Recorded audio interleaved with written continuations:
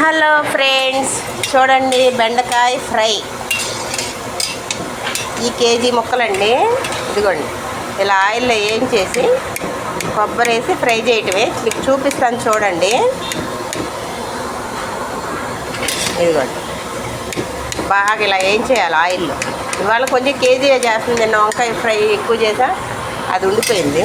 ఇవాళ కేజీ వరకే చేస్తున్నాను ఫ్రై. చూడండి, మొత్తం చూపిస్తా. ఎలా వేయాలో చూపిస్తాను చూడండి.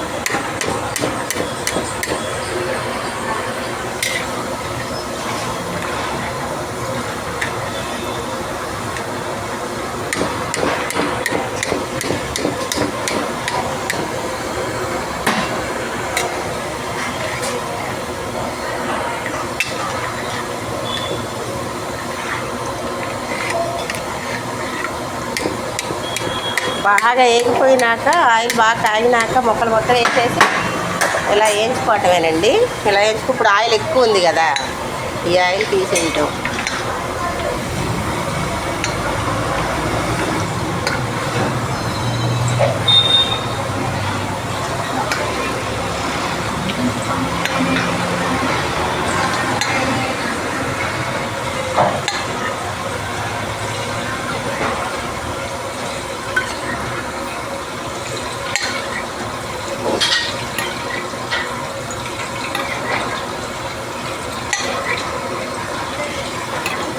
కూడా ఎక్కువ అయిపోద్దండి ఆయిల్. కొద్దిగా చాలు, వేగిపోయింది కదా ముక్కలు, కొద్దిగా చాలు. ఇదిగో చూడండి,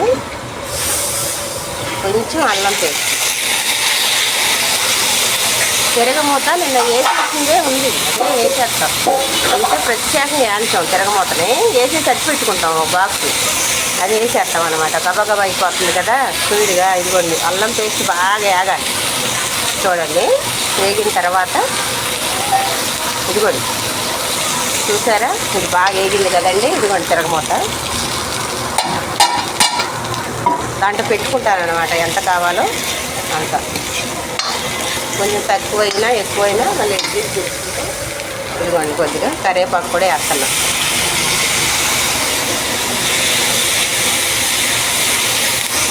చూసారా, దీంట్లోనే ఇదిగోండి కారం, స్పూనున్నర పసుపు, ఒక స్పూను ఉప్పు వేసేసండి ఆల్రెడీ ముక్కల్లో. కొబ్బరి ఆయిల్లో కొంచెం వేపుకోవడమే, ఇంకా అంతకన్నా ఏం లేదు ఈ కూర. చూసారండి, ఇలా కొంచెం ఆయిల్ కొబ్బరి వేగిన తర్వాత ముక్కలు వేసేయడమే. కొబ్బరి పచ్చిదండి, ఇది పొడి పట్టిందైతే, ఎండిదైతే మనకి అసలు ఇంత యాగక్కర్లా, ముక్కల మీద వేసేయచ్చు. ఇదేంటంటే పచ్చిది కదా, స్మెల్ రాకుండా వేయించిన ముక్కలు. అమ్మో, ఇది పట్టుకోవద్దమ్మా కారం. ఇదిగోండి చూడండి, అది గుంట కెరటి కదా, కుదరతాం.